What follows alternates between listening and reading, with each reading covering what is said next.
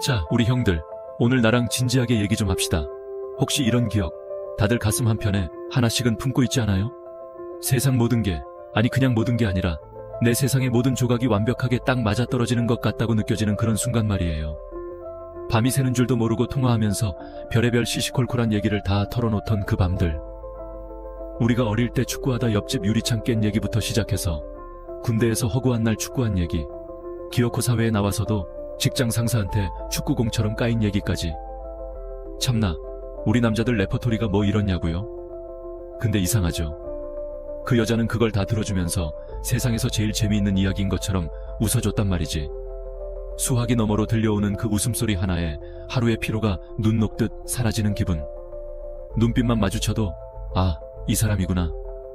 이건 말로 설명할 수 있는 차원의 것이 아니구나 하고 심장 깊은 곳에서부터 거대한 무언가가 연결된 것 같은 그런 느낌. 드디어 내 인생의 마지막 퍼즐 조각을 찾았다고 그렇게 믿게 되는 바로 그 순간 말입니다.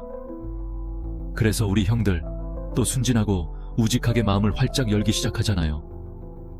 이번엔 진짜다 싶어서 조심스럽게 쌓아 올린 마음의 벽을 스스로 허물기 시작하고 머릿속으로는 벌써 그 사람과 주말에 뭘 할지, 다음 기념일엔 어디로 여행을 갈지, 아이고 저 멀리 손주 이름은 뭘로 지을지까지 상상의 나라에를 펼치고 있었을지도 몰라요. 안 그래요? 남자라는 종족이 원래 그렇잖아. 한번 마음 주면 다른 거 안 보고 그냥 직진이잖아요.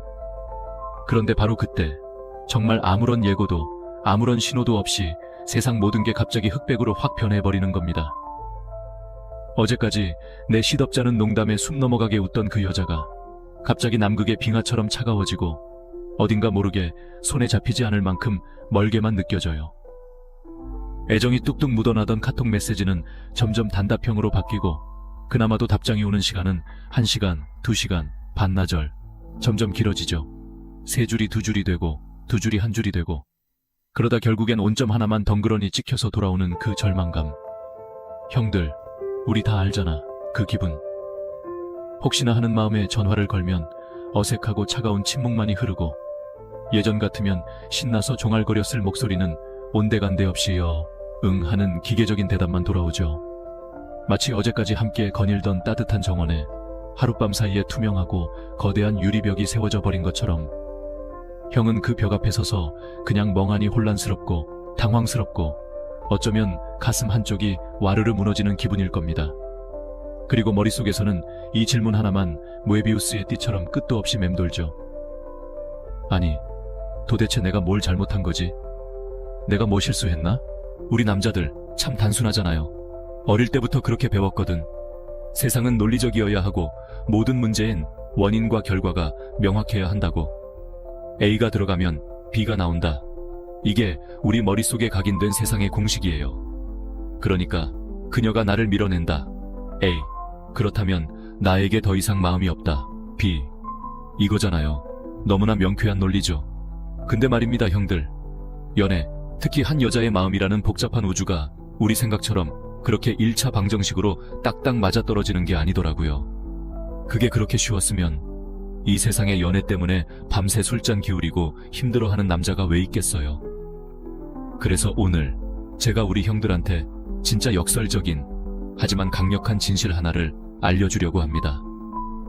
어쩌면 형들이 지금까지 철석같이 믿어왔던 모든 연애 상식을 단번에 뒤엎는 이야기일 수도 있어요. 그러니까 정신 바짝 차리고 잘 들어요. 때로는 여자가 당신을 밀어내는 바로 그 행동이 역설적이게도 당신을 그 어느 때보다 더 간절히 원하고 있다는 가장 강력한 신호일 수 있다는 겁니다. 야, 이건 또 무슨 궤변이냐?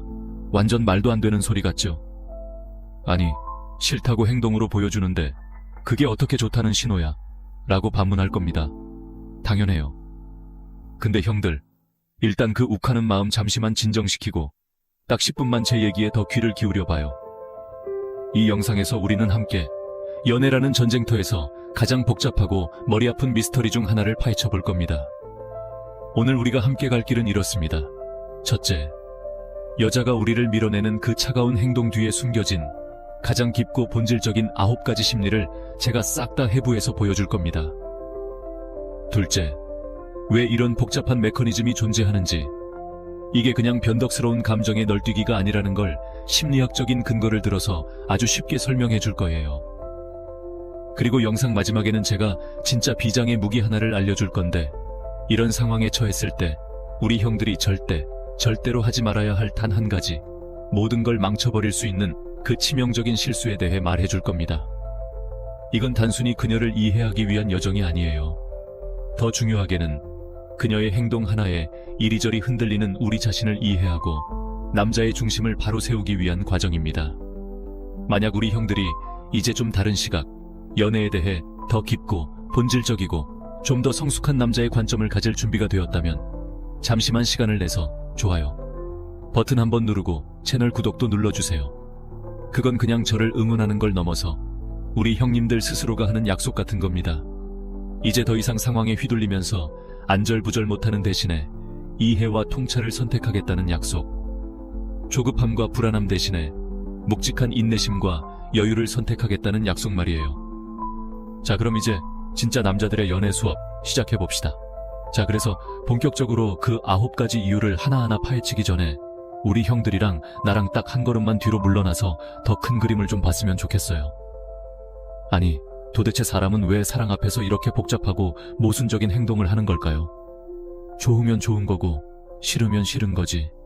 왜 이렇게 사람 속을 뒤집어 놓냐고. 우리 남자들 머리로는 도저히 이해가 안 가잖아요. 그토록 가까워지길 원하면서 왜 정작 가까워지면 혼비백산해서 도망치는 걸까? 그에 대한 가장 근본적인 대답은 심리학에서 가장 중요한 이론 중 하나에 숨어 있습니다.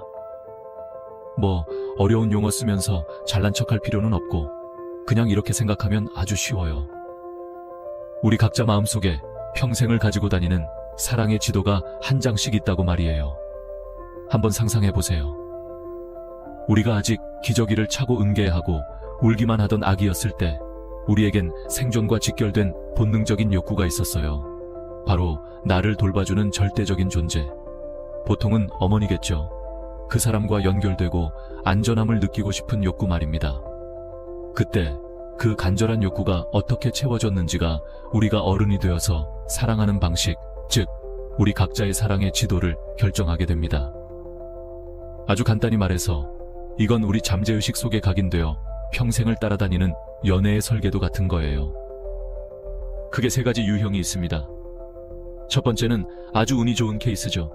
어릴 때부터 사랑을 아주 꾸준하고 안정적으로 받은 사람들입니다.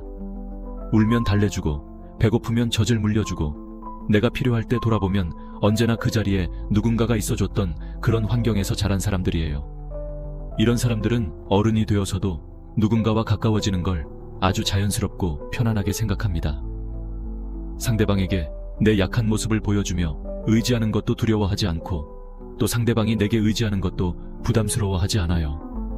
한마디로 연애의 모범생들이죠. 가장 건강하고 안정적인 관계를 만들어갈 능력을 타고난 사람들입니다. 우리 주변에도 꼭 한두 명씩 있잖아요. 연애를 참 요란하지 않고 편안하게 예쁘게 하는 친구들. 아마 이런 유형일 가능성이 높습니다. 두 번째 유형은 사랑을 받긴 받았는데 이게 완전 엿장수 마음대로였던 거죠. 어떨 땐 세상 모든 걸 다 줄 것처럼 잘해주다가 또 어떨 땐 완전 얼음장처럼 차가운 바람이 쌩쌩 불고 예측이 전혀 안 되는 거예요. 아이는 자연스럽게 엄마의 눈치만 살피게 됩니다. 오늘은 기분이 좋으신가? 나를 예뻐해 주실까? 이런 극심한 불확실성이 마음속에 깊은 불안감의 씨앗을 심어놓습니다. 이런 사람들은 어른이 되어서도 사랑에 거의 목숨을 걸어요. 그토록 원했지만 한 번도 가져보지 못했던 그 안정적인 연결을 찾으려고 필사적으로 애쓰죠. 하지만 동시에 마음 가장 깊은 곳에서는 늘 결국 이 사람도 나를 떠나지 않을까 하며 버림받을까봐 전전긍긍합니다. 그래서 상대방의 사소한 말 한마디, 작은 표정 변화 하나에도 천국과 지옥을 오가요. 계속해서 사랑을 확인받고 싶어 하고 나 아직 사랑해? 라고 묻고 또 묻죠. 어떨 때는 좀 집착하는 것처럼 보일 수도 있어요. 이 사람들에게 사랑이란 그토록 꿈꾸던 천국인 동시에 언제 터질지 모르는 지뢰밭 같은 곳이기도 합니다. 그리고 마지막 3번째, 바로 오늘 우리의 주제와 가장 뼈아픈 관련이 있는 유형입니다. 이 사람들은 아주 어릴 때부터 뼛속 깊이 이런 걸 배운 거예요. 감정을 표현하거나 누군가에게 뭔가를 필요로 하는 건 환영받지 못하는 행동이다. 심지어는 그런 행동 때문에 무시당하거나 되려 혼이 난 경험이 있을 수도 있죠. 예를 들어 서러워서 엉엉 울고 있는데 사내 자식이 그것도 못 참고 뚝 그치지 못해 라는 말을 듣거나 엄마, 나 힘들어라고 표현해도 아무도 알아주지 않는 침묵의 벽에 부딪혔던 환경에서 자란 사람들 말입니다. 이런 아이들은 아주 일찍부터 스스로를 지키는 생존법을 터득해요. 바로 혼자서 모든 것을 해내는 것이죠. 다른 사람에게 의지하는 건 나약함의 증거라고 여기게 됩니다. 그렇게 어른이 된 이 사람들에게는 독립과 자유가 목숨처럼 중요합니다. 그래서 누군가와 너무 가까워지고 감정적으로 깊게 얽히는 걸 마치 좁은 공간에 갇히는 것처럼 본능적으로 숨막혀 해요. 수십 년간 공들여 쌓아 올린 나만의 단단한 요새에 누군가 허락도 없이 쳐들어오는 느낌을 받는 거죠. 그래서 이 사람들 마음속에는 일종의 비상 탈출 스위치 같은 게 있습니다. 누군가가 자기가 무의식적으로 설정해 놓은 안전거리보다 너무 가까이 다가온다 싶으면 자기도 모르게 그 스위치를 딸깍 누르고 뒷걸음질 치는 겁니다. 자신의 공간과 독립성이라는 왕국을 지키기 위해서 말이죠. 이게 바로 그녀가 당신을 밀어내는 행동의 가장 근본적인 심리적 배경이 될 수 있다는 겁니다. 자, 그럼 이제 이 마지막 유형의 사람을 형의 연애 상황에 그대로 한번 대입해 보자고요. 형을 만나기 전까지 혼자가 편했고 독립적인 게 자랑이었던 한 여자가 있다고 칩시다. 그런데 우리 형처럼 정말 괜찮은 남자를 만났어. 다정하고 재밌고 듬직하고 자기가 봐도 이 남자 진짜 놓치면 안 될 것 같거든. 그럼 이 여자 마음속에서 아주 그냥 거대한 전쟁이 일어나는 겁니다. 난리가 나는 거예요.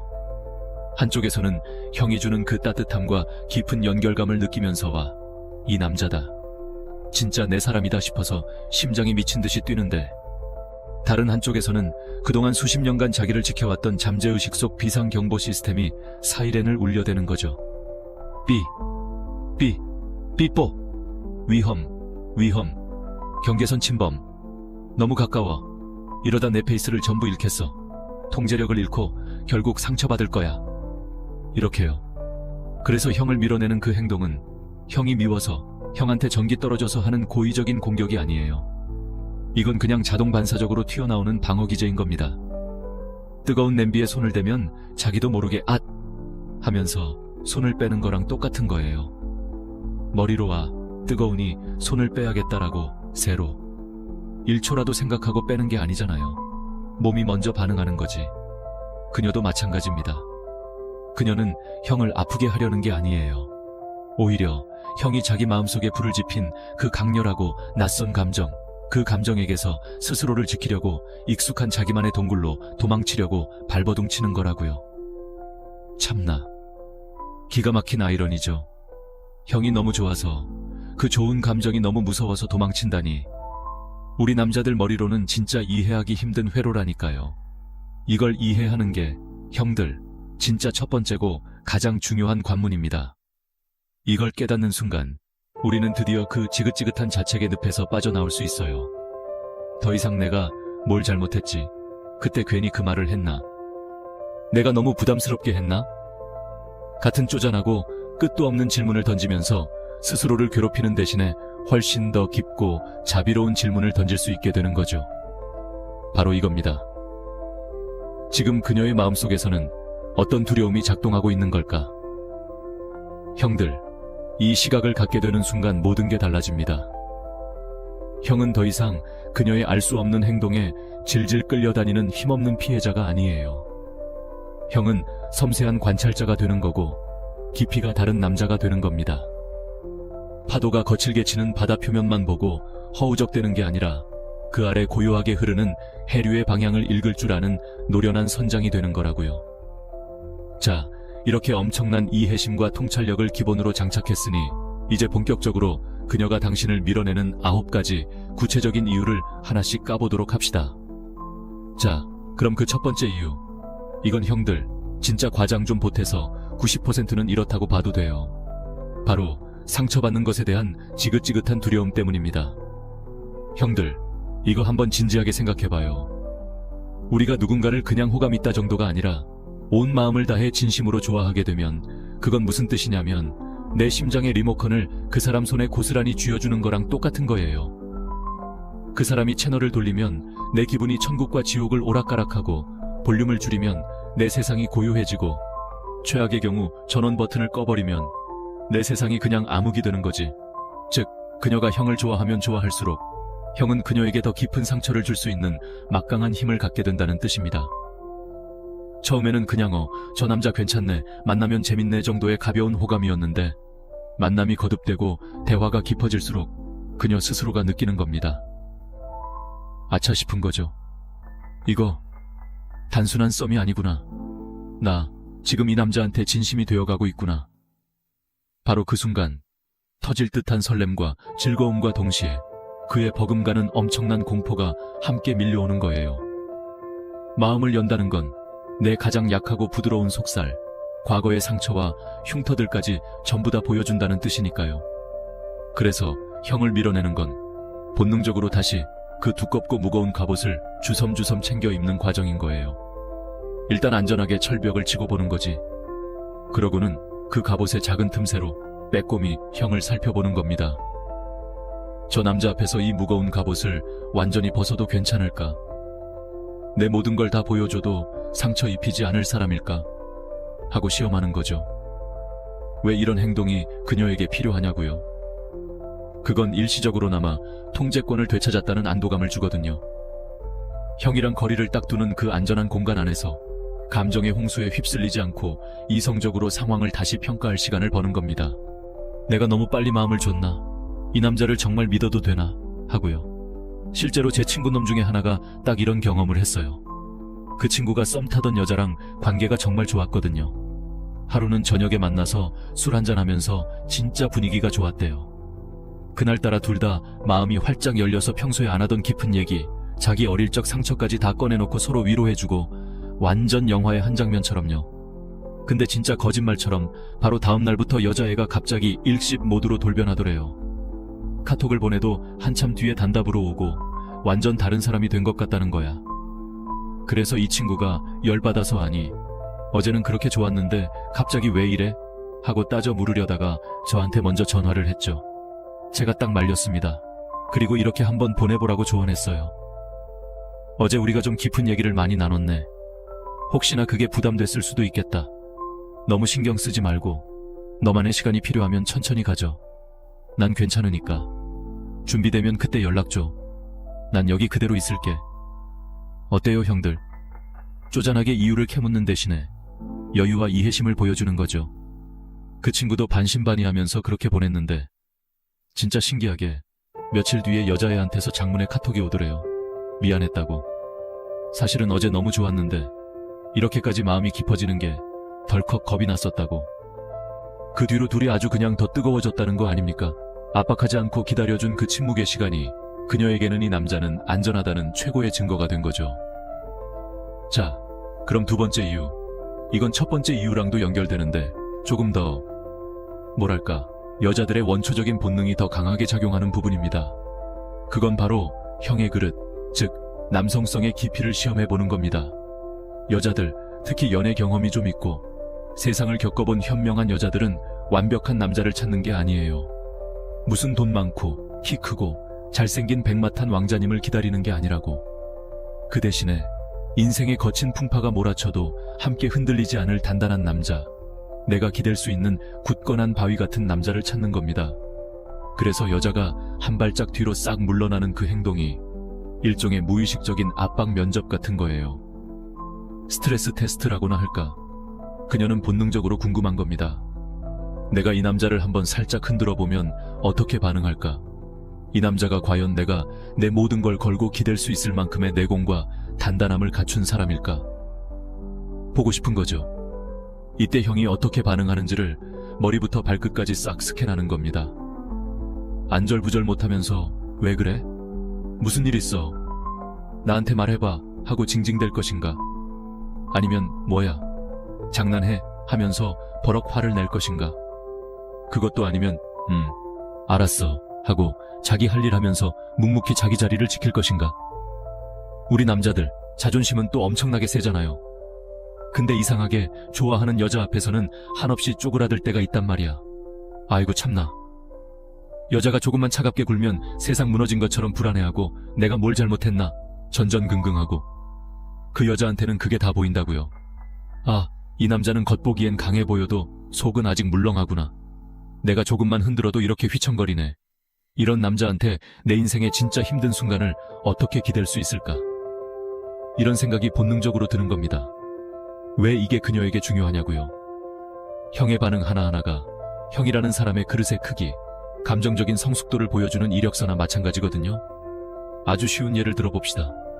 둘이 금요일 저녁에 보기로 약속을 다 잡아놨어. 우리 형은 아침부터 오늘 저녁에 뭐 입고 나가지? 설레면서 일도 손에 안 잡히고 있는데 갑자기 오후에 카톡이 띵 하고 오는 겁니다. 오빠 미안. 오늘 갑자기 일이 생겨서 못 볼 것 같아. 이유도 명확하지 않아. 이때 두 가지 반응이 있겠죠. 반응. A. 왜? 갑자기 무슨 일 있어? 혹시 나한테 뭐 화난 거 있어? 내가 뭐 잘못했어? 우리 그냥 잠깐이라도 보면 안 될까? 반응 B야. 그래? 알았어. 무슨 급한 일 있나 보네. 일 잘 해결하고 다음에 편할 때 봐. 저녁 맛있게 먹고. 형들이 보기에 어떤 남자가 더 매력적입니까? 말할 것도 없이 B죠. A는 제발 나를 버리지 마라고 애원하는 것처럼 보여요. 자기 감정의 주도권을 완전히 여자에게 넘겨버린 거죠. 반면에 B는 뭘 보여주냐고요. 나는 너와의 데이트가 취소돼도 내 세상이 무너지지 않아. 나는 너의 인정이나 허락이 없어도 내 자체로 온전하고 괜찮은 사람이야. 라는 자신감을 보여주는 겁니다. 형들, 진짜 이 여유, 이 단단함이 여자를 미치게 만드는 매력이라고요. 그녀가 흔들릴 때 덩달아 흔들리지 않는 남자. 그게 바로 그녀가 닻을 내리고 싶어 하는 안전한 항구 같은 남자입니다. 자, 세 번째 이유. 이건 우리 형들 마음도 좀 아플 수 있는 이야기입니다.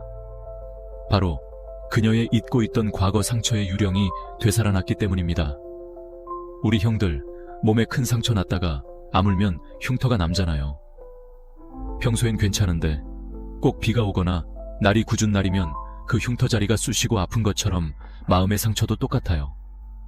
평소에는 괜찮은 척 잘 덮어두고 살아가지만 비슷한 상황, 비슷한 감정이 닥치면 귀신같이 되살아나서 그 사람을 과거의 고통 속으로 끌고 들어가죠. 어쩌면 그녀가 과거에 정말 세상 모든 걸 다 주고 믿었던 사람에게 처절하게 배신당했을 수도 있어요. 가장 행복하다고 믿었던 바로 그 순간에, 한순간에 나락으로 떨어진 끔찍한 경험이 있을 수도 있죠. 그런데 형이 나타난 겁니다. 너무나 다정하고 믿음직하고 좋은 사람인 거죠.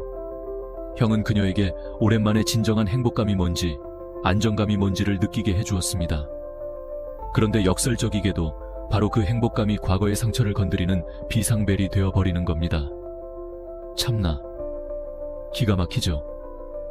그녀가 형을 밀어내는 건 형이 그 옛날 나쁜 놈이랑 닮아서가 절대 아니에요. 오히려 정반대죠. 형이 너무 좋아서 행복하다라고 느끼는 지금 이 상황이 과거의 그 끔찍한 비극이 닥치기 직전의 상황과 너무나도 비슷하게 느껴져서 그녀의 잠재의식이 공포에 질려 자기도 모르게 방어벽을 치는 겁니다. 위험해, 또 상창받을 거야, 그때처럼 또 모든 게 무너질 거야 하고요. 왜 이런 일이 벌어지냐고요. 그녀의 잠재의식은 형과 그 옛날 남자를 이성적으로 구분하지 못하거든요. 그 똑똑한 뇌가 아니라 상처 입은 마음이 기억하는 방식은 그래요. 특정 사람을 기억하는 게 아니라 패턴과 감정을 기억하는 거죠. 깊은 관계, 행복감, 배신, 고통이라는 이 끔찍한 공식이 그녀 안에 화석처럼 각인되어 있는 겁니다. 그래서 행복감이 최고조에 달했을 때 잠재의식은 이제 배신과 고통의 차례다 라고 착각하고 비상 브레이크를 밟아버리는 거죠. 예를 들어 과거에 남자친구가 바람피워서 처절하게 상처받은 여자가 있다고 칩시다. 형과의 관계가 점점 진지해지고 이제 정말 서로에게 전부가 되어가는 그 행복한 시점에 갑자기 그녀가 예민해지고 의심이 많아지기 시작하는 거예요. 형이 회식 때문에 전화 좀 늦게 받았다고 의심의 눈초리를 보내거나 그냥 아는 여자 후배랑 업무상 카톡 좀 했다고 하루 종일 삐져 있거나. 우리 형들 입장에서는 진짜 환장할 노릇이죠. 아니, 나는 하늘을 우러러 한 점 부끄럼 없는데 왜 나를 못 믿어주지? 억울하고 서운할 수 있어요. 하지만 형들, 이건 형에 대한 인신공격이 아니에요. 이건 그녀 과거의 유령이 그녀 귓가에 대고 소리치는 겁니다. 또 속지마, 정신 차려, 저 남자도 똑같을 거야 하고요. 이럴 때 필요한 건 딱 두 가지입니다. 절대적인 인내심과 한 점의 의혹도 없는 솔직함. 형이 꾸준히 믿음을 주고 그녀의 불안감을 왜 쓸데없는 걱정을 해? 라고 섣불리 판단하는 대신 묵묵히 들어주고 안아줄 때 그녀의 상처는 비로소 과거의 유령이 아니라 형이라는 따뜻한 현실 속에서 서서히 아물기 시작할 겁니다. 자, 네 번째 이유. 이건 앞의 이유들처럼 막 어둡고 심각한 건 아닐 수도 있는데 특히 자기 주관이 뚜렷하고 독립적인 성향의 여성분들에게는 아주 중요한 문제입니다. 바로 자기 자신을 잃어버릴 것 같은 두려움 때문이에요. 형들, 연애를 시작하면 나와 너라는 각자의 세상이 점점 우리라는 하나의 세상으로 합쳐지잖아요. 대부분의 사람들에게 이건 정말 아름답고 행복한 과정이죠. 맨날 우리 뭐 할까? 우리 뭐 먹을까? 고민하고 카톡 프로필 사진도 어느새 우리 커플 사진으로 바꾸고 아이고 닭살이야. 그런데 말입니다 형들, 자기만의 세계가 아주 중요하고 독립적인 성향이 강한 여자들에게는 이 우리라는 단어가 때로는 경보음처럼 들릴 수 있어요. 내가 이 관계에 너무 깊이 빠져서 나라는 사람의 고유한 색깔을 잃어버리는 건 아닐까? 내가 좋아하던 취미, 내 소중한 친구들, 나만의 고유한 시간들이 전부 우리라는 이름 아래 희미하게 사라져버리는 건 아닐까 하는 본능적인 두려움이죠. 그래서 한 발짝 뒤로 물러나는 건 형이 싫어서가 아니라 잠깐 우리가 아닌 온전한 나로 돌아가서 숨을 고르고 중심을 잡는 시간 같은 겁니다. 형이 없는 공간에서도 나는 여전히 나 자신으로서 온전한지, 내 삶의 중심축을 잘 잡고 있는지 확인하는 과정이죠. 왜 그녀에게 이 과정이 필요할까요? 이걸 통해 그녀는 자신의 경계선을 다시 한번 명확하게 긋고 이 남자의 여자친구이기 이전의 나라는 온전한 한 명의 인간으로서 이 관계에 참여하고 있다는 사실을 재확인하는 겁니다. 형들, 이건 정말 중요한 거예요. 반쪽짜리 두 명이 만나서 어설프게 하나가 되는 게 아니라 온전한 사람 둘이 만나서 더 큰 시너지를 내는 게 진짜 건강한 관계니까요. 예를 들어 봅시다. 매주 주말마다 형이랑 알콩달콩 데이트하던 그녀가 어느 날 갑자기 이렇게 통보하는 겁니다. 오빠, 나 이번 주말에는 친구들이랑 등산 가기로 했어. 이때 우리 남자들, 특히 그 여자한테 푹 빠져 있을 때 속 좁은 생각이 스멀스멀 올라오잖아요. 뭐야? 나랑 노는 것보다 친구들이 더 중요해? 혹시 나한테 질렸나? 이런 생각에 사로잡혀서 투명스럽게 그래, 잘 다녀와 하고 하루 종일 삐져 있거나 심하면 나 빼고 아주 재밌게들 노셔 하고 비꼬기도 하죠. 아이고, 우리 형들, 진짜 그러면 안 됩니다. 그건 자기가 얼마나 속 좁은 남자인지를 온 세상에 광고하는 꼴밖에 안 돼요. 대신에 이렇게 말해주는 겁니다. 우와, 진짜 너무 좋겠다. 요즘 날씨도 좋은데 친구들이랑 좋은 공기 많이 마시고 와, 재밌게 놀고 사진 많이 찍어서 보내줘. 이 한마디가 뭘 의미하는지 알아요, 형들? 나는 너의 세상을 존중해. 너는 내 소유물이 아니야. 너는 너의 삶이 있고 나는 그 삶을 진심으로 응원해 라는 메시지를 온몸으로 전달하는 겁니다. 이렇게 자기 여자의 세상을 존중해 줄 줄 아는 남자, 이게 바로 그릇이 큰 남자고 여자들이 진짜 평생을 함께하고 싶어 하는 남자라고요. 형이 그렇게 그녀의 세상을 지켜줄 때 그녀는 도망갈 필요를 느끼지 못하고 오히려 형의 세상으로 더 기쁘게, 더 깊숙이 걸어 들어올 겁니다. 자, 다섯 번째 이유입니다.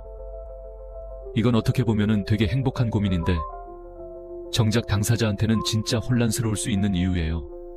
바로 자기 자신의 격렬한 감정에 스스로 압도당했기 때문입니다. 가끔 그런 거 있잖아요, 형들. 모든 게 너무 완벽하고 좋아서 오히려 현실 같지 않고 이 행복이 곧 깨져버리는 건 아닐까 하고 괜히 불안해지는 거. 이 여자도 마찬가지입니다. 형과의 관계가 너무 좋고 감정이 너무 빠르고 격렬하게 끌어오르니까 자기도 모르게요 하면서 당황하는 거예요. 오랫동안 어둡고 차가운 동굴 속에 살던 사람이 갑자기 눈부신 태양 아래로 확 나온 거랑 똑같아요. 눈이 부셔서 아무것도 안 보이잖아요. 그럼 어떻게 하겠어요? 본능적으로 눈을 찡그리거나 손으로 햇빛을 가리거나 잠시 다시 그늘로 피하게 되죠. 눈이 그 강렬한 빛에 적응할 시간이 필요한 것처럼 그녀의 마음도 형이 주는 그 강렬한 감정의 빛에 적응할 시간이 필요한 겁니다. 우리 남자들식으로 쉽게 비유해볼까요? 갑자기 시속 200km로 질주하다가 급커브를 만난 느낌인 거예요. 너무 짜릿하고 좋긴 한데 이 속도로 가다가는 어딘가에 부딪혀서 크게 다칠 것 같은 본능적인 불안감. 그래서 자기도 모르게 브레이크를 살짝 밟아 속도를 줄이고 자기 마음을 진정시키는 겁니다. 왜 이런 잠시 멈춤이 필요하냐고요? 이건 그녀의 감정 회로가 과부하로 타버리는 걸 막아주는 일종의 안전장치 역할을 합니다. 감정의 홍수에 휩쓸려 떠내려가는 대신 잠시 툭 위로 올라와서 지금 이게 무슨 상황이지? 내 감정이 왜 이렇게 요동치지? 하고 차분하게 정리할 시간을 주는 거죠. 예를 들어서 둘이 주말에 1박 2일로 근사한 곳에 여행을 다녀왔다고 칩시다. 진짜 영화처럼 로맨틱하고 행복한 시간을 보냈어요. 우리 형은 월요일 아침부터 그 주말의 여운에 취해서 혼자 해실해실 웃고 있는데 정작 그녀에게서 온 카톡은 뭔가 되게 건조하고 단답형인 겁니다. 이때 우리 형들 심장이 덜컥 내려앉죠. 아니, 주말 내내 천사 같던 사람이 갑자기 왜 이러지? 내가 뭐 실수했나? 혹시 나랑 여행 간 거 후회하는 건가? 온갖 최악의 시나리오를 머릿속으로 다 쓰게 됩니다. 참나, 우리 남자들 이럴 때 보면 소설가 뺨친다니까. 근데 형들, 그게 후회의 신호가 아닐 가능성이 아주 높아요. 오히려 주말 동안 겪었던 그 행복과 설렘의 총량이 너무 커서 그걸 지금 혼자서 소화시키는 중인 겁니다. 아무리 맛있는 음식도 한꺼번에 너무 많이 먹으면 속이 더부룩하고 힘들잖아요. 감정도 마찬가지예요. 그녀는 지금 조용한 곳에서 주말에 그 찬란했던 감정들을 천천히 되새김질하면서 온전히 자기 것으로 만들고 있는 거라고요. 이럴 땐 그냥 평소처럼 대해주세요. 왜 그래? 하고 재촉하지 말고 주말에 정말 즐거웠어. 덕분에 이번 주 힘내서 일할 수 있겠다.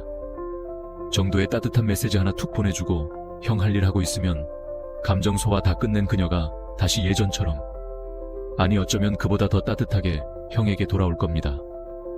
6번째 이유.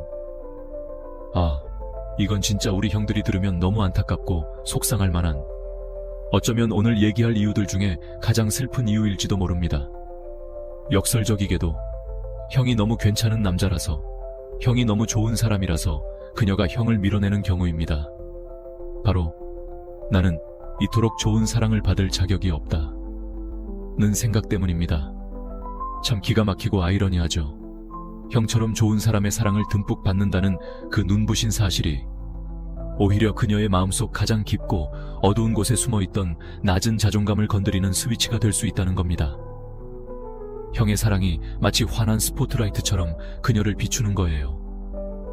처음에는 그 빛이 너무 따뜻하고 좋았는데 점점 그 밝은 빛 아래 자신의 온갖 단점과 흉터들이 너무나도 선명하게 드러나는 것 같아 두려워지는 거죠.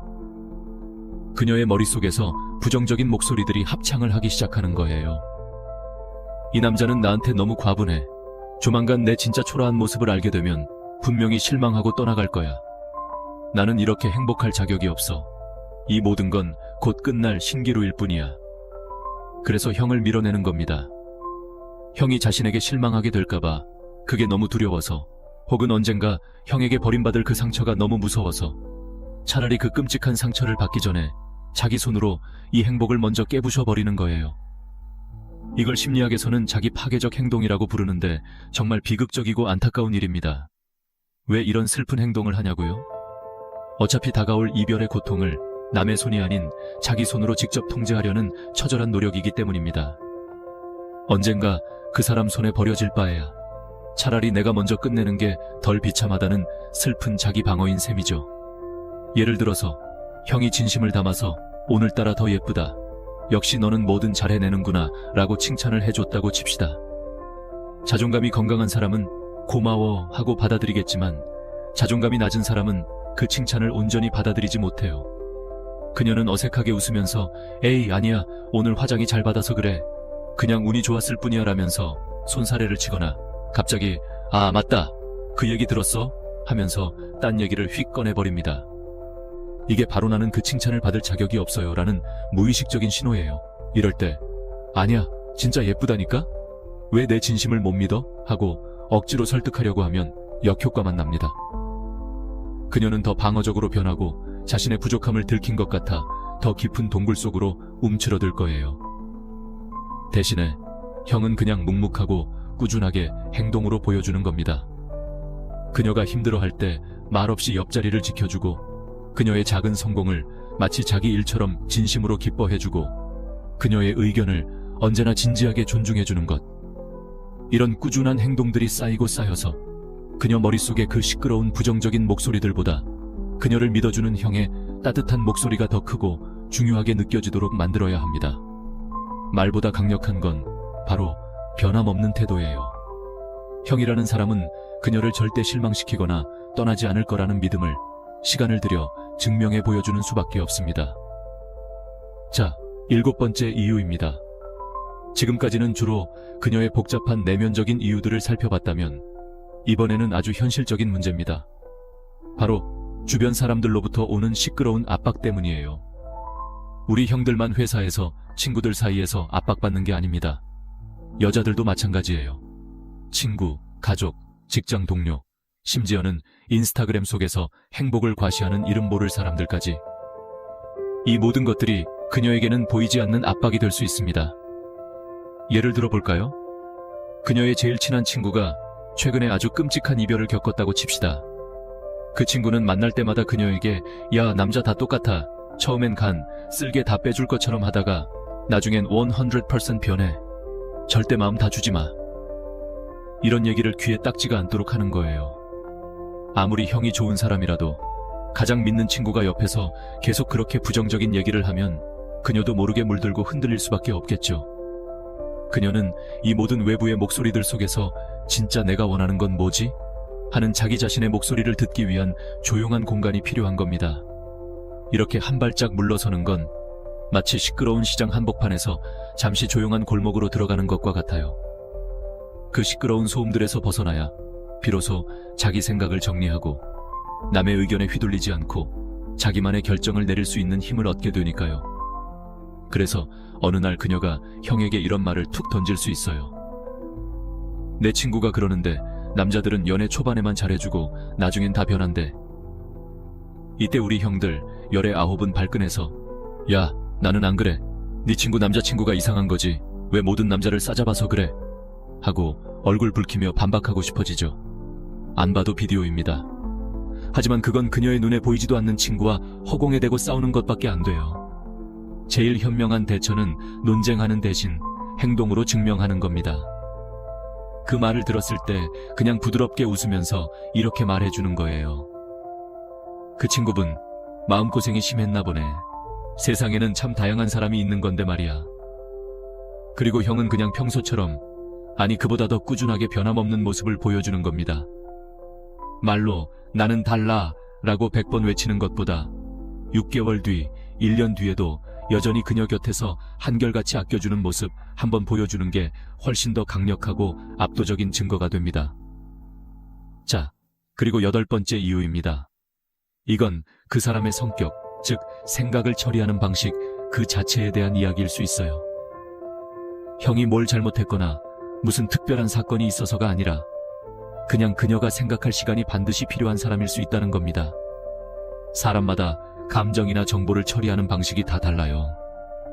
우리 남자들처럼 문제가 생기면 일단 친구들 불러내서 야, 들어봐, 내가 말이야 하면서 시원하게 떠들고 욕이라도 한바탕 해야 직성이 풀리는 외향적인 사람이 있는가 하면 반대로 자기만의 동굴 속에 들어가서 혼자 조용히 곱씹어보고 완벽하게 정리가 끝나야 입을 여는 내향적인 사람이 있습니다. 관계가 빠르게 진전되면 그만큼 그녀가 처리해야 할 데이터의 양도 어마어마하게 늘어나는 거잖아요.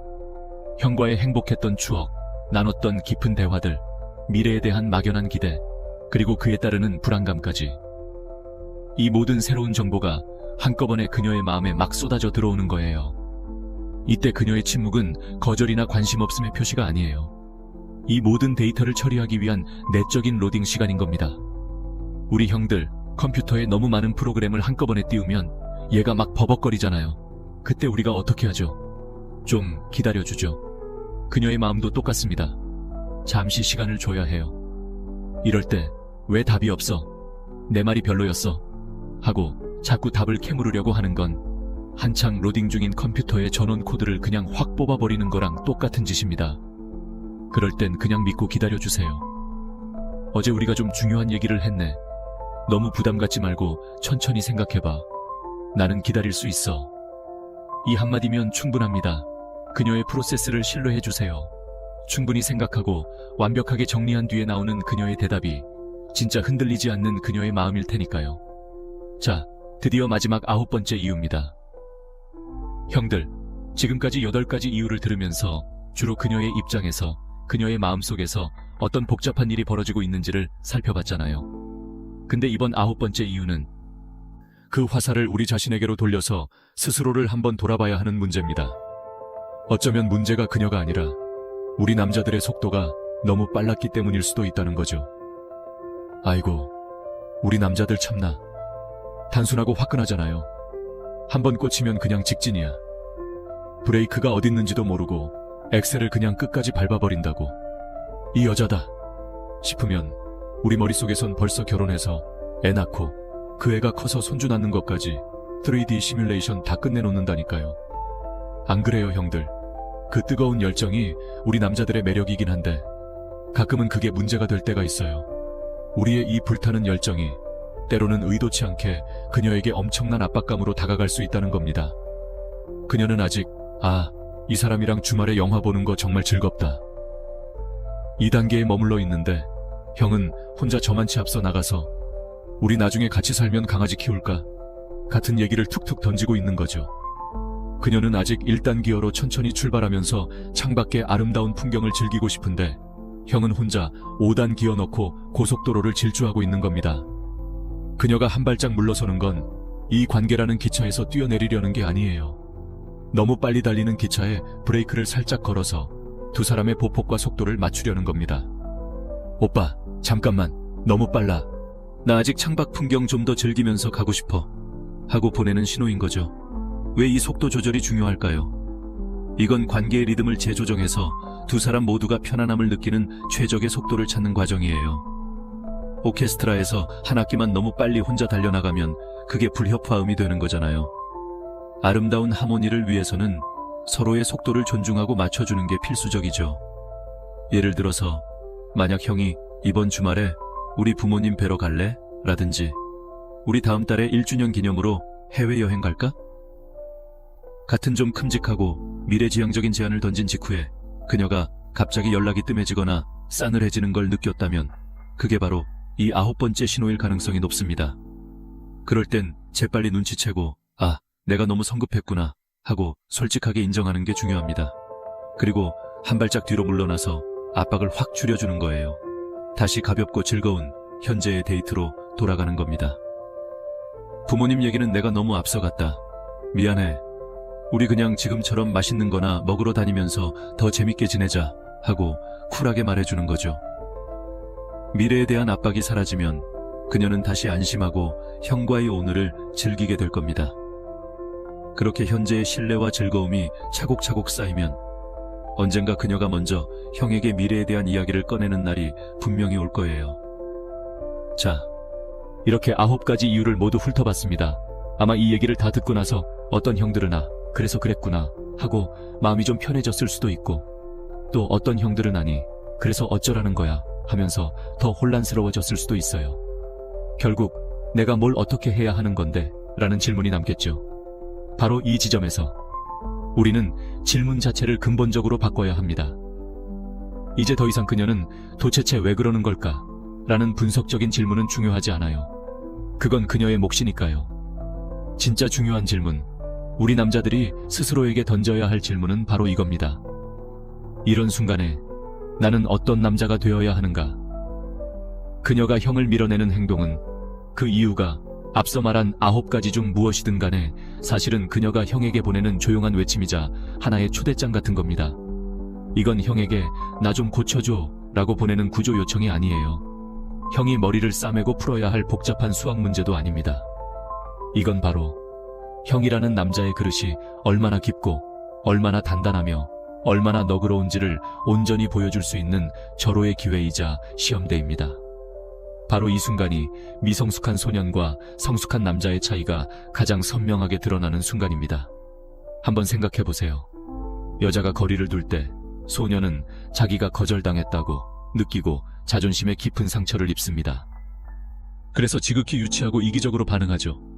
도대체 왜 그러는데? 라며 윽박지르듯 설명을 요구하고 답장이 올 때까지 카카오톡 폭탄을 보냅니다.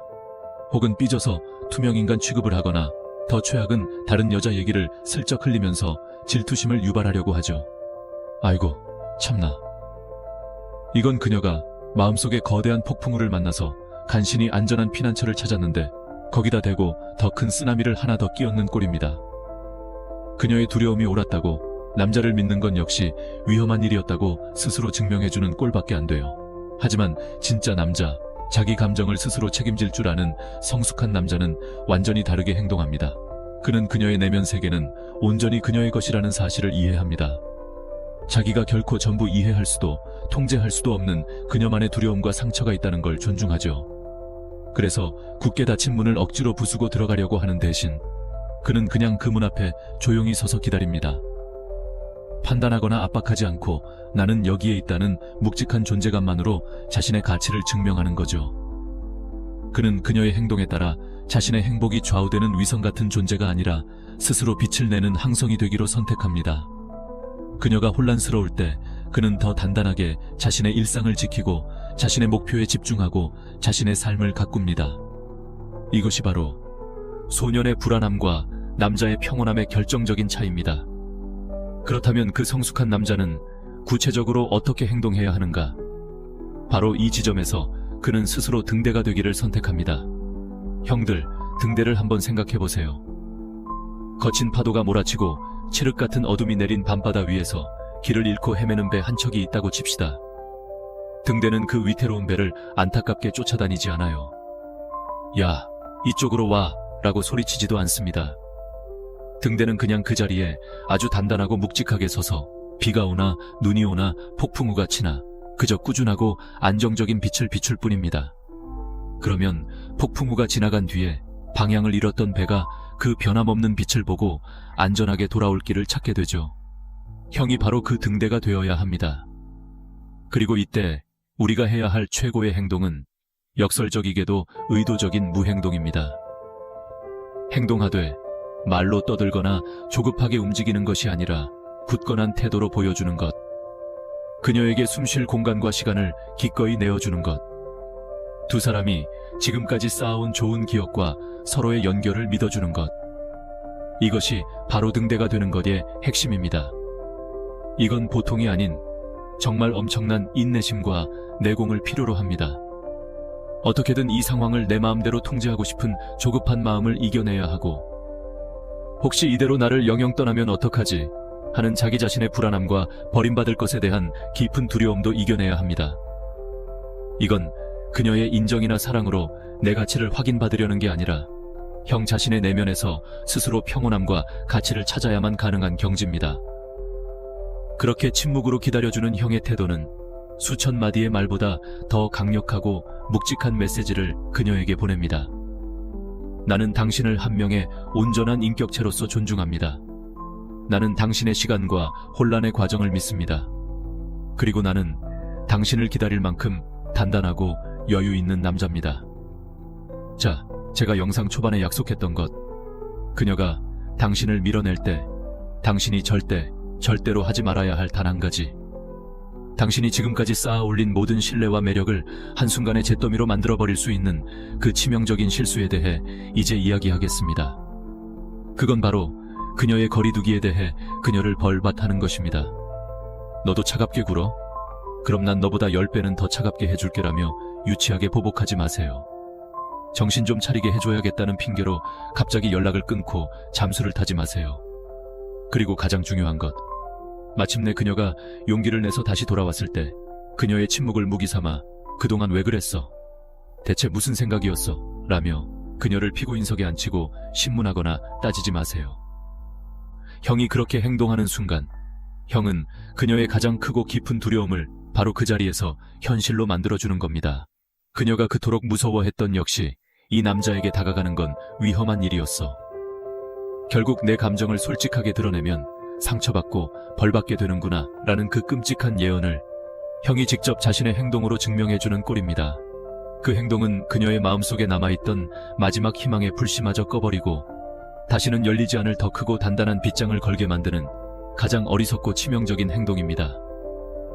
대신에 그녀가 돌아왔을 때 많은 설명이나 질문 없이 그냥 따뜻하게 맞아주세요. 모든 걸 이해한다는 부드러운 미소, 어색함을 녹여주는 가벼운 포옹, 그리고 그동안의 모든 불안과 혼란을 한 번에 잠재워줄 아주 간단한 한마디면 충분합니다. 보고 싶었어. 이 모든 지식들을, 이 모든 마음가짐을 우리 형들 자신의 것으로 만들기 위한 하나의 약속의 의미로 마지막으로 한 가지만 부탁하고 싶습니다. 이 영상 아래 댓글에 숫자 니네를 남겨주세요. 이 숫자 9는 단순히 개수를 세기 위함이 아닙니다. 오늘 우리가 함께 탐험한 그녀의 마음속 9가지 깊은 이유들을 잊지 않기 위한 우리들만의 암호이자 알림입니다. 그리고 더 중요하게는 앞으로 나는 판단 대신 이해를 선택하겠다. 나는 조급함 대신 인내심을 나의 가장 강력한 무기로 삼겠다. 나는 그녀에게 함께 흔들리는 조각배가 아닌 언제든 돌아올 수 있는 평온한 항구가 되어주겠다는 자기 자신과의 굳은 약속입니다. 오늘 이 긴 이야기 끝까지 들어주셔서 진심으로 감사합니다. 우리 형님들 모두 가장 먼저 자기 자신의 내면에서, 그리고 나아가 사랑하는 사람과의 관계 속에서 언제나 폭풍우를 잠재우는 굳건한 평온함을 찾으시길 진심으로 바랍니다.